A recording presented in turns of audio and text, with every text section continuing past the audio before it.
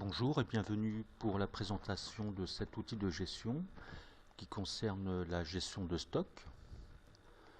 Donc cet outil de gestion de stock fonctionne selon la méthode du coût moyen unitaire pondéré. Donc devant vous se présente ici en fait l'interface principale. Il faut savoir que cet outil de gestion est constitué de plusieurs onglets. Alors avant de développer cet outil de gestion de stock qui reprend en fait le stock initial de vos articles, les entrées des articles, les sorties des articles, le stock final des articles et une analyse assez complète des articles en stock, je vais vous présenter les différents onglets. Vous avez donc l'onglet Liste. Donc cet onglet Liste vous permet de saisir vos articles ainsi que certains paramètres. Alors, au niveau des articles, bien sûr, vous rentrez un code article, le fournisseur correspondant, la marque de l'article, la désignation de l'article, et vous pouvez définir un stock minimum ou un stock d'alerte, ou les deux à la fois, pour chacun de ces articles. Vous avez la possibilité de rentrer les différents services. Et enfin, la personne commanditaire de l'entrée ou de la sortie d'un article du stock. Donc, au niveau de ces paramètres de saisie, le fournisseur, la marque, les niveaux d'alerte, que ce soit le stock minimum, le stock d'alerte, les services ou la personne à l'origine de la sortie ou d'un entrée d'un article du stock sont facultatifs. Cependant, je vous conseille de saisir un stock minimum et un stock d'alerte que vous pouvez définir pour chacun de vos articles. Je vais passer maintenant dans l'onglet Mouvement. Donc cet onglet Mouvement vous permet d'enregistrer tous vos mouvements de stock. Vous indiquez donc la date du mouvement, le numéro du bon de commande ou fiche de sortie, le type de mouvement, à savoir si c'est une entrée, une sortie, un stock initial, le stock final, la personne à l'origine de l'entrée ou de la sortie de l'article du stock, le service concerné, le code article, le fournisseur, la marque, la destination de l'article, les quantités entrée ou sortie, le prix unitaire d'entrée ou de sortie, qui vous calculera automatiquement la valeur en euros de vos entrées ou de vos sorties, la quantité en stock et le prix unitaire moyen pondéré pour chacun de vos articles. Alors, plusieurs précisions à apporter sur cette feuille de mouvement. Il faut savoir que les colonnes qui apparaissent en gris ne sont pas à saisir. C'est-à-dire que dès que vous rentrez un code article, cela vous met automatiquement le fournisseur, la marque et la désignation de l'article correspondant. Cela est possible en raison du fait que vous avez déjà saisi ces données dans l'onglet Liste. Concernant les trois dernières colonnes, à savoir la valeur en euros de vos entrées ou de vos sorties, la quantité en stock et le prix unitaire moyen pondéré, ces données sont calculées là aussi automatiquement. C'est-à-dire que ce qui est très intéressant, c'est que votre prix unitaire moyen pondéré se calcule au fur et à mesure de vos entrées et de vos sorties, et cela pour chacun de vos articles. Ce qui fait que lorsque vous avez un article à sortir, vous avez automatiquement son prix unitaire moyen pondéré qui est indiqué, et cela vous permet de saisir en fait dans la colonne prix unitaire le prix correspondant à ce coût unitaire moyen pondéré. Donc je vais revenir maintenant sur l'interface principale de cet outil de gestion de stock. Donc cette interface reprend les informations enregistrées dans la fiche mouvement de stock, ou plutôt l'onglet mouvement de stock. Il vous est possible de sélectionner l'année et les mois de l'année désirée pour obtenir les informations correspondantes.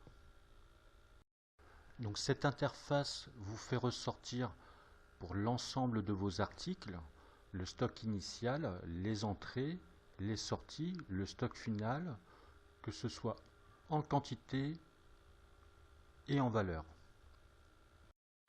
Ensuite, pour chacun de vos articles, vous avez donc le code article, la désignation,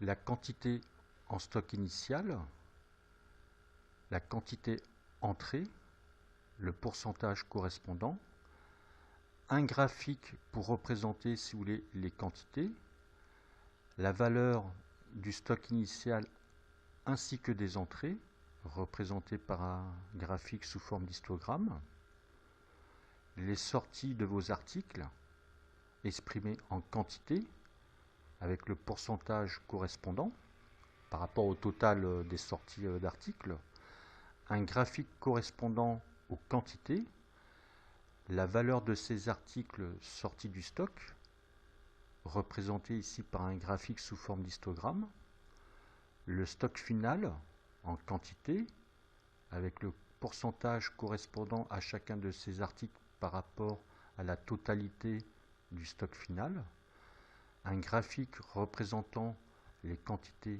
en stock final, la valeur de vos articles en stock final, ainsi qu'un graphique sous forme d'histogramme pour représenter la valeur de chacun de ces articles en stock final.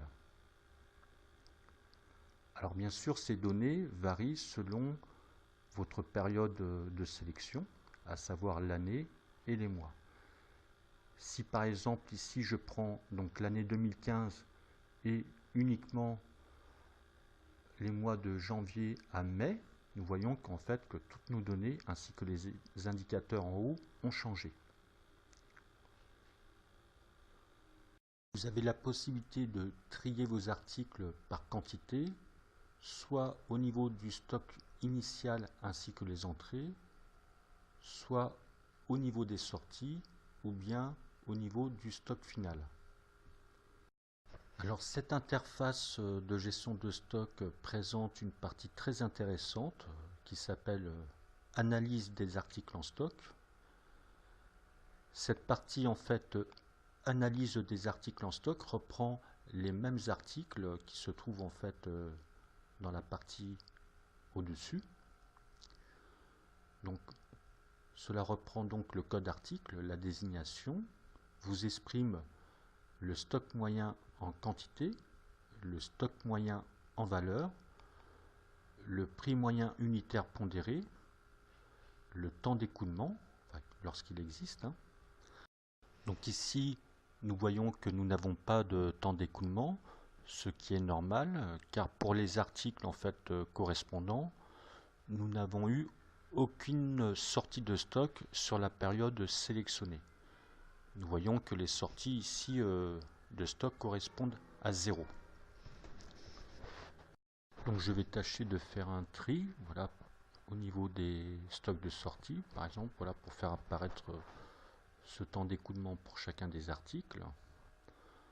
Donc le temps d'écoulement correspond à la disponibilité en jour des articles présents dans le stock. Vient ensuite la rotation de stock pour chacun de ces articles. Donc plus la rotation de stock est élevée, mieux c'est. Ça veut dire qu'on a fait tourner plusieurs fois le stock. Ensuite, pour chacun de ces articles, vous avez le nombre de commandes qui a été effectué, le nombre de sorties, un graphique qui reprend, si vous voulez, le nombre de commandes et le nombre de sorties pour chacun de ces articles, et enfin, le nombre de ruptures de stock pour chacun de ces articles. Donc, cette interface fait apparaître les lignes d'articles sous différentes couleurs. Les articles qui apparaissent en noir signifient qu'il n'y a aucun signal d'alerte. Les articles qui apparaissent en rouge simple signifient que ces articles sont sous le seuil du stock minimum.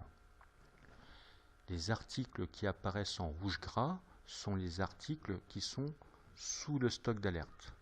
Alors je rappelle que ces niveaux d'alerte, que ce soit le seuil du stock minimum ou le stock d'alerte ont été prédéfinis, si vous voulez, dans l'onglet Liste lors de l'entrée des articles.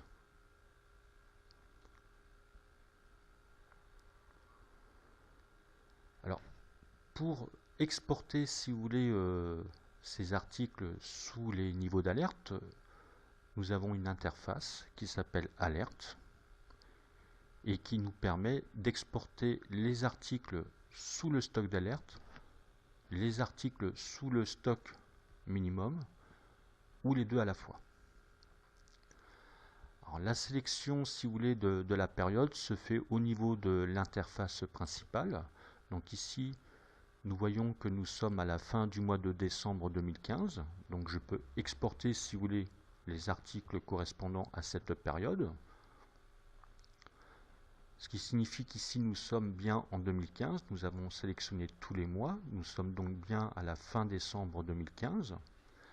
Si je regarde les articles exportés, c'est-à-dire sous le stock d'alerte, nous voyons que j'ai 1, 2, 3, 4, 5 articles. Et dans mon interface principale, au niveau des stocks, des articles sous le stock d'alerte, j'ai bien 1, 2, 3, 4, 5 articles. Alors, si je prends par exemple, si vous voulez, l'année 2015, et que je sélectionne uniquement les mois de janvier à août, je vais de nouveau dans mon interface alerte. Vous voyez que déjà la sélection est bien de août 2015, enfin à la fin du mois d'août 2015. Donc je vais effacer les données, j'exporte cette fois-ci les données sous le seuil du stock minimum. J'ai 1, 2, 3, 4, 5, 6 articles. Et dans mon interface principale, je retrouve bien ces 6 articles. 1, 2, 3, 4, 5, 6. Sans oublier que les 3 articles ici sous le stock d'alerte sont également sous le seuil du stock minimum. Donc cette interface alerte est très utile car elle vous permet d'exporter les articles sous les niveaux d'alerte, de les imprimer et de pouvoir passer les commandes correspondant aux articles. Donc je reviens sur mon interface principale. Donc vous avez la possibilité également, quand vous arrivez en fin d'exercice, c'est-à-dire à la fin du mois de décembre d'une année N, je vais prendre ici l'année 2015 et sélectionner tous les mois de l'année 2015, de convertir, si vous voulez, les stocks finaux en stocks initiaux pour l'année N+1, c'est-à-dire au mois de janvier pour l'année 2016, dans notre cas présent ici, puisque j'ai sélectionné tous les mois de l'année 2015. Alors pour cela, il y a une interface qui s'appelle le stock final et qui vous permet de convertir le stock final de l'année 2015. Alors si vous n'avez pas sélectionné la bonne période, c'est-à-dire tous les mois de l'année N, vous n'aurez pas accès, si vous voulez, à ce menu. En fait, il sera présent, mais l'année ici ne sera pas mentionnée. Donc avant d'effectuer cette opération, je vais retourner, si vous voulez, dans l'onglet Mouvement. Je vais effacer toutes les lignes de l'année 2016. Voilà. Ce qui permettra d'avoir une vision assez claire de cette opération. Alors, ces données pour l'année 2016 avaient été rentrées pour des tests. Donc je supprime, si vous voulez, donc toutes les données pour l'année 2016. Dans l'interface principale, l'année 2016 a disparu, ce qui est normal puisque nous n'avons plus aucun enregistrement concernant l'année 2016 dans l'onglet Mouvement. Je reviens donc dans l'onglet Stock final. Je fais convertir le stock final. transférer, si vous voulez, ces stocks initiaux de l'année 2016 dans l'onglet Mouvement, opération effectuée avec succès. Donc, dans l'onglet Mouvement, je m'aperçois que les stocks initiaux ont bien été transférés, les stocks initiaux pour l'année 2016 au 1er janvier 2016.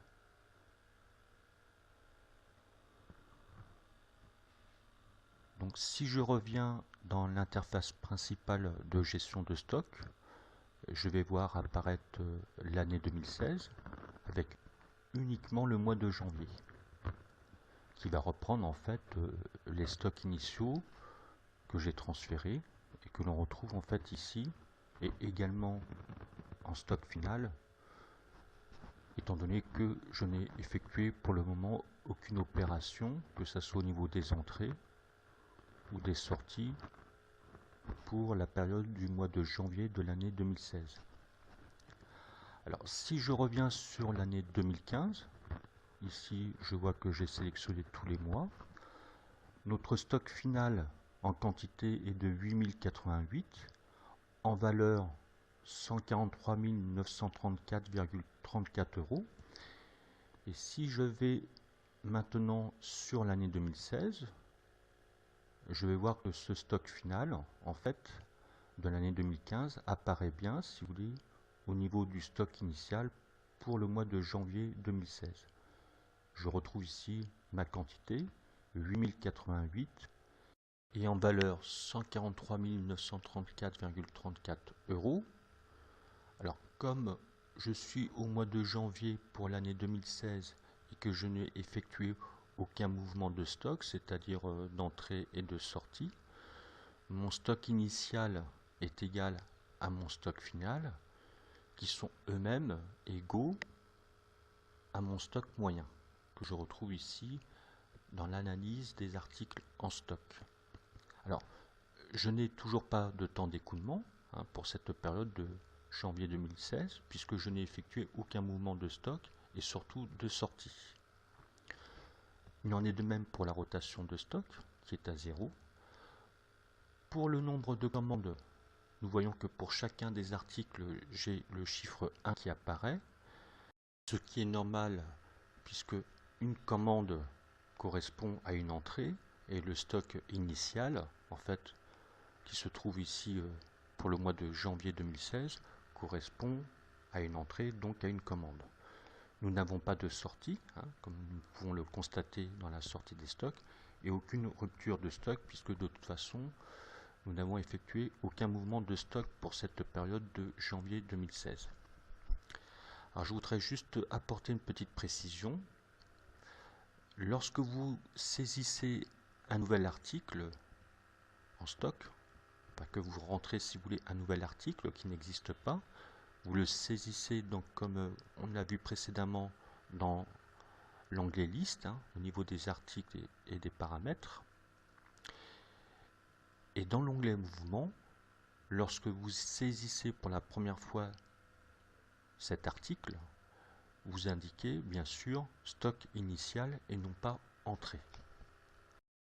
Donc voilà, cette présentation de l'outil de gestion de stock est terminée. Donc une interface principale qui reprend toutes les données enregistrées dans l'onglet mouvement de stock, avec une analyse des articles en stock très intéressante, une interface pour sortir les articles sous les niveaux d'alerte, et une autre interface qui vous permet de convertir vos stocks finaux en stocks initiaux pour l'année N+1, avec une très grande facilité, puisque en 2-3 clics de souris, cette opération est effectuée et vous n'avez pas à ressaisir les stocks initiaux dans votre onglet mouvement. Voilà, donc je vous dis à bientôt pour une nouvelle présentation d'un tableau de bord ou d'un outil de gestion.